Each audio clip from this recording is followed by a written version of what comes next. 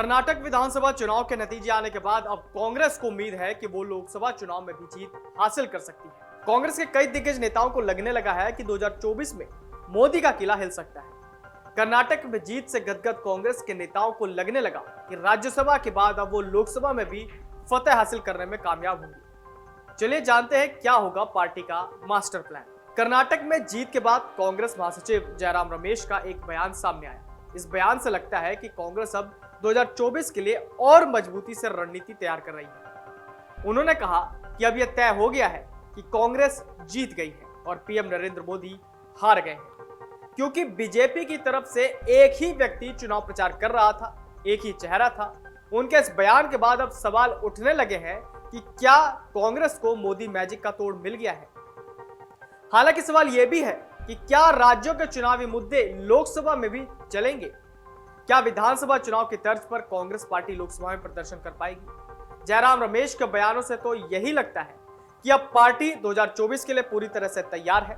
उन्होंने साफ शब्दों में कहा कि कर्नाटक में हार के बाद दिल्ली का दरवाजा 2024 के लिए पूरी तरह से खुल गया है। वो कांग्रेस की जीत को मिशन दिल्ली से जोड़कर देख रहे हैं। कर्नाटक विधानसभा चुनाव के नतीजे सामने आने के बाद विपक्षी एकता को भी और मजबूत होते हुए देखा जा रहा है।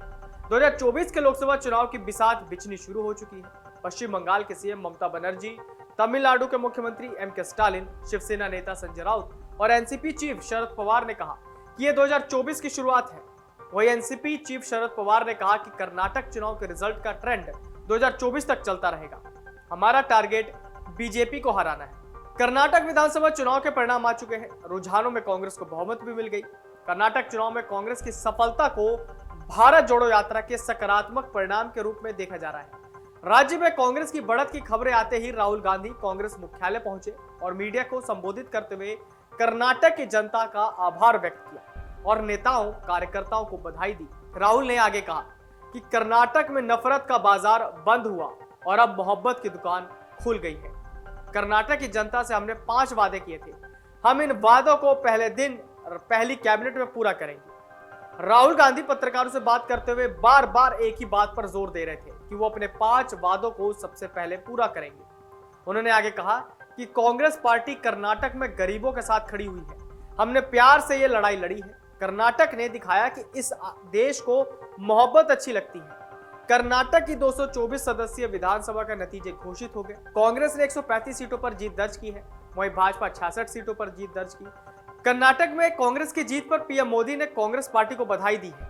उन्होंने कहा, कर्नाटक विधानसभा चुनाव में जीत के लिए कांग्रेस पार्टी को बधाई। लोगों की आकांक्षाओं को पूरा करने के लिए मेरी शुभकामनाएं। कर्नाटक के सीएम बसवराज बोम्मई ने कहा कि मैं हार की जिम्मेदारी ले रहा हूं। उन्होंने कहा, कर्नाटक चुनाव में हार के कई कारण हैं।